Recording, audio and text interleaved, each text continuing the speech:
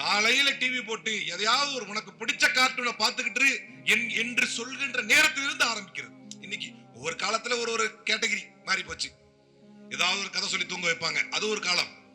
இன்னைக்கு ஏதாவது ஒரு யூடியூப் சேனல் போட்டு கையிலயோ அல்லது டிவிலையோ தூங்க வைக்கணும், அது ஒரு காலம். ஆனால் பெற்றோர்கள் எந்த கதையை தன்னுடைய பிள்ளைகளுக்கு சொல்ல வேண்டும் என்று சொன்னால், நீங்கள் எப்படிப்பட்ட மார்க்கத்தை ஏற்றிருக்கிறீர்கள் குழந்தைகளா?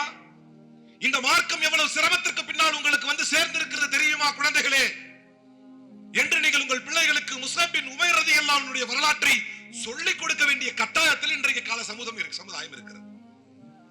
இன்றைக்கு நிறைய முஸ்லிம்கள் அதிகம் இருக்கக்கூடிய, முஸ்லிம்கள் நல்ல டென்ஸ்டா பாப்புலேட்டடா இருக்கக்கூடிய ஒரு ஊரை எனக்கு தெரியும்.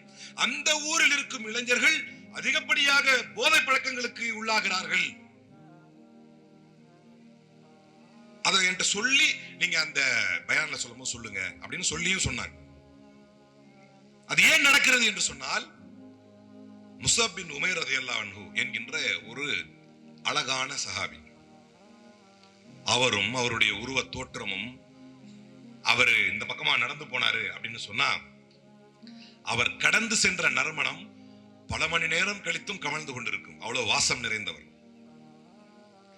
இஸ்லாத்தை ஏற்பதற்கு முன் இவரை போன்று என்னை கவர்ந்தவர் இல்லை அப்படின்னு ரசூலுல்லாஹ் சொல்லுவாங்க. அவ்வளவு கவர்ச்சி உடையவர், அவ்வளவு அழகானவர். அவர் போடுற ட்ரெஸ் அப்பவே பல ஆயிரங்கள் போகும். அப்படியே ட்ரெஸ் போடுவார், அப்படியே வாசனை திரவியம் போடுவார், ஆளே அழகா இருப்பார். மார்க்கத்தை ஏற்கிறார். இந்த இஸ்லாம் நமக்கு ரொம்ப ஈஸியா வந்துருச்சு.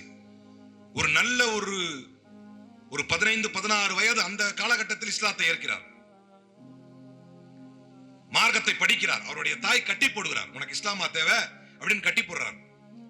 தன் தாயிடம் சண்டையிடுகிறார். நான் அல்லாஹ்வுடைய மார்க்கத்தின்படி அல்லாஹ்வுடைய தூதரை பின்பற்றி தான் வாழ்க்கை நடத்த வேண்டும் என்று சண்டையிடுகிறார்.